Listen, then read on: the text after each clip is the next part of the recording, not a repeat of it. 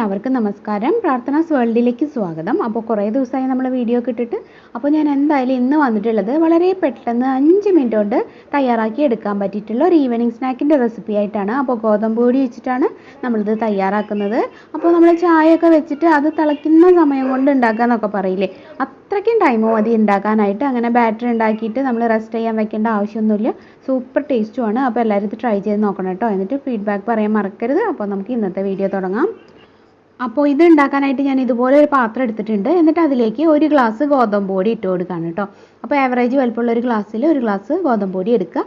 എന്നിട്ട് നമുക്ക് അതിലേക്ക് ചേർക്കേണ്ടത് 1/4 ഗ്ലാസ് അരിപ്പൊടിയാണ്. അപ്പോൾ വറുത്ത അരിപ്പൊടി എന്ന് പറയില്ലേ, അത് പത്തിരിപ്പൊടി, ഇടിയപ്പം പൊടി എന്നൊക്കെ പറഞ്ഞിട്ട് നമ്മൾ വാങ്ങിക്കുന്ന ആ ഒരു അരിപ്പൊടിയാണ് ഞാനിപ്പോൾ ചേർത്തിട്ടുള്ളത്.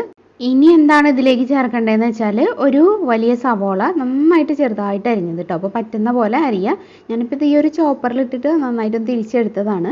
അപ്പോൾ ഇത് ഞാൻ ഇതിലേക്ക് ഇട്ട് കൊടുക്കുന്നുണ്ട്. അപ്പോൾ ഇനി അതിലേക്ക് ഞാൻ ചേർക്കുന്നത് ചെറിയൊരു കഷ്ണം ഇഞ്ചി ചെറുതായിട്ട് അരിഞ്ഞതും പച്ചമുളക് ചെറുതായിട്ട് അരിഞ്ഞതും. അപ്പോൾ പച്ചമുളകിൻ്റെ അളവൊക്കെ നിങ്ങളുടെ ആ ഒരു എരിവിൻ്റെ ഇഷ്ടം അനുസരിച്ചിട്ട് ചേർത്താൽ മതി. പിന്നെ കറിവേപ്പില കൊച്ചായിട്ട് അരിഞ്ഞിട്ട് അതും കുറച്ചിട്ട് കൊടുക്കുക കേട്ടോ. എല്ലാം കൂടി നന്നായിട്ടൊന്ന് മിക്സ് ചെയ്യുക. പിന്നെ നമുക്ക് ചെറിയൊരു പുളിക്ക് വേണ്ടിയിട്ട് ഒരു 2 ടേബിൾ സ്പൂൺ നല്ല പുളിയുള്ള തൈരാണ് ഞാൻ ചേർക്കുന്നത്. അപ്പോൾ തൈരിന് കുറച്ച് പുളി കുറവാണെങ്കിൽ ഒരു 3 ടേബിൾ സ്പൂൺ വരെയൊക്കെ ചേർക്കാം, നിങ്ങളുടെ ആ ഒരു ടേസ്റ്റിനനുസരിച്ചിട്ട്. അപ്പോൾ ഇതെല്ലാം കൂടെ ചേർത്ത് ജസ്റ്റ് ഒന്ന് മിക്സ് ചെയ്യുക. പിന്നെ ഞാൻ ഇതിലേക്ക് ചേർക്കുന്നത് കുറച്ച് ഉപ്പാണ്. അപ്പോൾ ഉപ്പ് ചേർത്ത് ജസ്റ്റ് ഒന്ന് മിക്സ് ചെയ്യുന്നതോടൊപ്പം തന്നെ നമുക്ക് കുറച്ച് മുളക് പൊടിയും കൂടെ ചേർക്കണം. അപ്പോൾ മുളക് പൊടി ചേർക്കുമ്പോൾ ഒരു കാര്യം ഓർക്കുക, നേരത്തെ പച്ചമുളക് ചേർത്തിട്ടുള്ളതാണ്. അപ്പോൾ അതിനനുസരിച്ചിട്ട് ബാലൻസ് ചെയ്തിട്ട് മുളക് പൊടി ചേർക്കാം കേട്ടോ. പിന്നെ എന്താ ചേർക്കേണ്ടതെന്ന് വെച്ചാൽ 1/2 ടീസ്പൂൺ നമ്മുടെ അപ്പക്കാരം അല്ലെങ്കിൽ ബേക്കിംഗ് സോഡ, സോഡാപ്പൊടി എന്നൊക്കെ പറയില്ലേ, അതാണ്.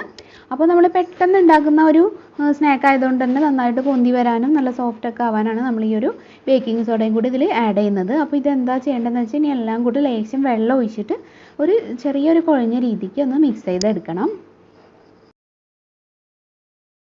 അപ്പോൾ വെള്ളം ചേർക്കുമ്പോൾ ശ്രദ്ധിക്കുക, ആവശ്യത്തിനുള്ള വെള്ളം മാത്രം കുറേശ്ശായിട്ട് ചേർത്ത് കൊടുക്കുക കേട്ടോ. അപ്പോൾ കൂടിക്കഴിഞ്ഞാൽ പിന്നെ ആകെ കൊള്ളാവും.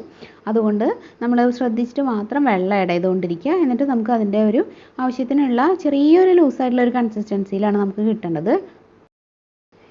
ഇപ്പോൾ ഇതേ കണ്ടില്ലേ, ഇതുപോലത്തെ ഒരു കുറച്ച് കട്ടിയുണ്ട് എന്നാൽ വല്ലാണ്ട് ലൂസും അല്ല, അങ്ങനത്തെ ഒരു കൺസിസ്റ്റൻസിയിലാണ് ഇപ്പോൾ കിട്ടിയിട്ടുള്ളത്. ഇതാണ് ഇതിൻ്റെ ഒരു പാകം കേട്ടോ. നമുക്ക് കൈകൊണ്ട് കുറച്ചീശായിട്ട് ഇതിൽ നിന്ന് എടുത്തിട്ട് ചൂടായ എണ്ണയിലേക്കിട്ട് വറുത്ത് കോരുകയാണ് നമ്മൾ ചെയ്യുന്നത്. അപ്പോൾ നമുക്ക് എടുക്കുമ്പോൾ ഇതുപോലെ ഇങ്ങനെ എടുത്തിട്ട് കുറച്ചായിട്ട് എണ്ണയിലോട്ട് ഇട്ട് കൊടുക്കണം. അങ്ങനെയാണ് കേട്ടോ എണ്ണ ചൂടാകുമ്പോൾ ചെയ്യേണ്ടത്. അപ്പോൾ നമുക്കിത് വറുത്തെടുക്കാം. അപ്പോൾ നമ്മുടെ ഓയിൽ ഇവിടെ ചൂടായിട്ടുണ്ട്. അപ്പോൾ ഞാനിത് മീഡിയം ഫ്ലെയിമിൽ വെച്ചിട്ടാണ് ഇത് ഇട്ട് കൊടുക്കുന്നത്. അപ്പോൾ ചൂടാവണേക്കാളും മുമ്പ് ഇട്ട് കൊടുക്കരുത് കേട്ടോ. മീഡിയം ഫ്ലെയിമിൽ വെച്ചിട്ട് എണ്ണ ഒരുവിധം നന്നായി ചൂടായ ശേഷം ഇത് ഇട്ട് കൊടുക്കുക. എന്നിട്ട് നമ്മൾ ഫ്ലെയിം കുറച്ച് വയ്ക്കുക. എന്നിട്ട് പാകമാകുമ്പോൾ മറിച്ചിടുക. നമ്മൾ സാധാരണയൊക്കെ ചെയ്യില്ലേ, അതുപോലെ തന്നെ. ഒരു സൈഡ് ഇത് ലൈറ്റ് ബ്രൗൺ ആയിട്ടുണ്ട്. ഇനി നമുക്കിത് മറിച്ചിടാം കേട്ടോ.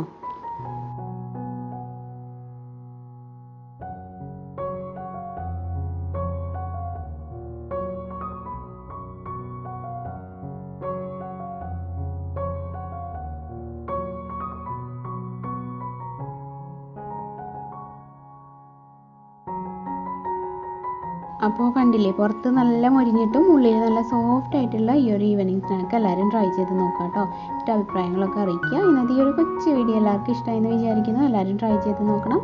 അപ്പോൾ ഇന്നത്തെ വീഡിയോ ഇഷ്ടമായെങ്കിൽ എന്തായാലും ഇതിനൊരു ലൈക്ക് തരിക. ഇത് നിങ്ങളുടെ ഫ്രണ്ട്സും റിലേറ്റീവ്സും ഒക്കെ ആയിട്ടൊന്ന് ഷെയർ ചെയ്യുക. അതുപോലെ പുതുതായിട്ട് ആരെങ്കിലും നമ്മുടെ ചാനൽ ഇപ്പോൾ കാണുന്നുണ്ടെങ്കിൽ ഒന്ന് സബ്സ്ക്രൈബ് ചെയ്തിട്ട് നമ്മുടെ ഫാമിലിയിൽ ജോയിൻ ചെയ്യുക കേട്ടോ. പിന്നെ സബ്സ്ക്രൈബ് ചെയ്താൽ മാത്രം പോരാ, ബെല്ലൈക്കൺ ക്ലിക്ക് ചെയ്യുക, ഓൾ എന്നുള്ളൊരു ഓപ്ഷനും എനേബിൾ ആക്കുക. എന്നാലേ കറക്റ്റായിട്ട് നോട്ടിഫിക്കേഷൻസൊക്കെ കിട്ടുള്ളൂ.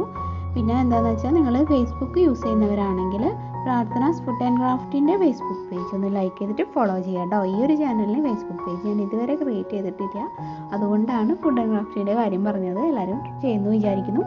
അപ്പോൾ ഇനി മറ്റൊരു നല്ല വീഡിയോ ആയിട്ട് വരാം. Keep watching. Thank you.